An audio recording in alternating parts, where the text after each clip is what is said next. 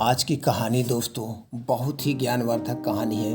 आज की कहानी से हमें एक ऐसी शिक्षा मिलेगी, हमें एक ऐसी प्रेरणा मिलेगी जो हमारे जीवन को सफल बना देगी। आज की कहानी खास करके बच्चों के लिए है। ये कहानी बच्चों को ज़रूर सुनाइएगा दोस्तों, उनका जीवन सुधर जाएगा। आज की कहानी एक अनपढ़ माँ की कहानी है। कैसे एक अनपढ़ माँ अपने बच्चे का पालन पोषण करती है, कैसे वह उसके जीवन की हर एक खुशियां देती है। आज हम यही जानेंगे। एक मध्यम वर्गीय परिवार के एक लड़के ने 10वीं की परीक्षा में 90% अंक प्राप्त किया।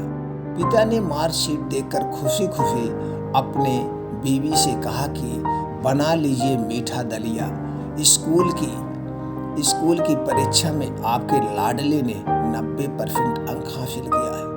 माँ किचन से दौड़ती हुई आई और खुशी खुशी बोली, मुझे भी दिखा दे, मुझे भी मेरे लाल का रिजल्ट देखना है। वह इतना उत्साहित थे कि उसे उत्साहित का हम यहाँ पर व्यक्त नहीं कर सकते हैं। वह खुशी के मारे उछल रहे थे और उसी खुशी के मारे अपने हर एक पसंद का खाना बेटे के लिए बनाए थे। उसी बीच लड़का फटाक से बोला, बाबा उसे रिजल्ट कहाँ दिखा रहे हो? पापा उसे रिजल्ट क्यों दिखा रहे हैं? क्या वह पढ़ लिख सकती है? वो तो अनपढ़ है। आंसू भरी आंखों लिए पल्लू से दबाती हुई माँ दलिया बनाने फिर चली गई। फिर वह अपने किचन में गई। यह सब पिता ने देखा और कहा, हाँ बेटा, तुमने बिल्कुल सही कहा है। वह कहाँ पढ़े लिखे है? वह तो एक अनपढ़ गंवार है। जब हमारी शादी हुई तो 3 महीने के अंदर ही तुम्हारी माँ गर्भवती हो गई। मैंने सोचा शादी के बाद ही कहीं घूमने नहीं गए, एक दूसरे को ठीक से समझ लेते हैं, फिर जो है चलो इस बार हम इसका अबॉर्शन करवा देते हैं। आपने आगे वह बोली और सांस ली।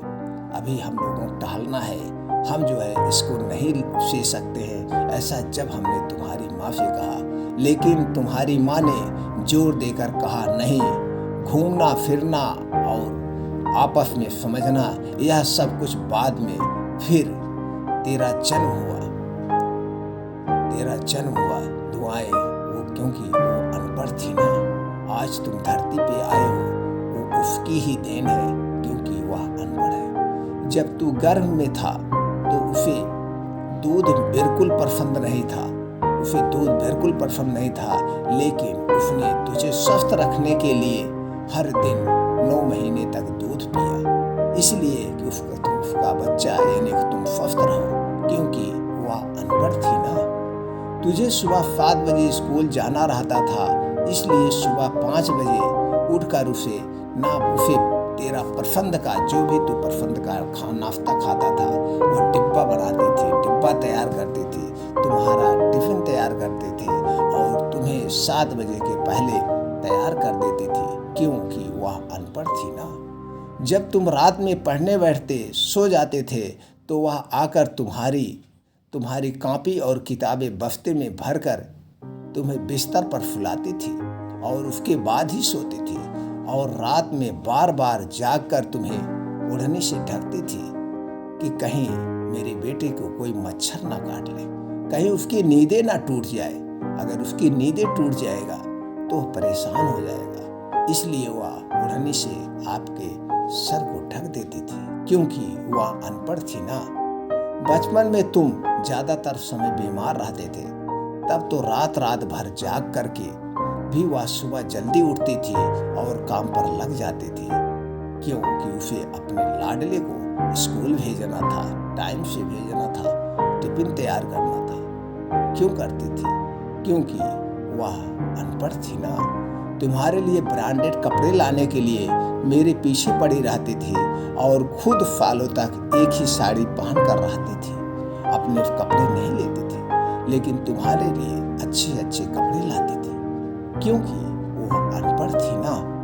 ये सब सुनकर लड़का रोते हुए अपनी माँ से लिपट कर बोलता है, माँ, मुझे तो कागज पर 100% अंक मिले हैं, लेकिन आप मेरे जीवन को 100% बनाने वाले पहले शिक्षक हो। आप मेरे भगवान हो। माँ, मैं आज भी अशिक्षित हूँ और आपके पास PhD की ऊपर की भी उच्च डिग्री है, क्योंकि आज मैं अपनी माँ के अंदर छुपे हुए डॉक्टर, शिक्षक, वकील, ड्रेस डिजाइनर, बेस्ट कुकर, इन सभी के दर्शन कर लिए हैं। माँ, मुझे क्षमा कर दीजिए। बेटा, जो आपकी नज़र में पढ़े लिखे लोग हैं ना, वो सब पहले अपना स्वार्थ और मतलब देखते हैं, लेकिन आपकी माँ ने आज तक कभी नहीं देखा, क्योंकि अनपढ़ है ना वो खाना बनाकर और हमें परोसकर कभी कभी खुद खाना ही भूल जाती थी। इसलिए मैं गर्व से कहता हूँ, तुम्हारी माँ अनपढ़ है। दोस्तों, आपको अनपढ़ माँ की स्टोरी कैसी लगी नीचे कमेंट बॉक्स में जरूर बताएं। दोस्तों, अगर आपको यह कहानी पसंद आई हो तो कमेंट बॉक्स में गुड या बैड लिखकर जरूर बताएं।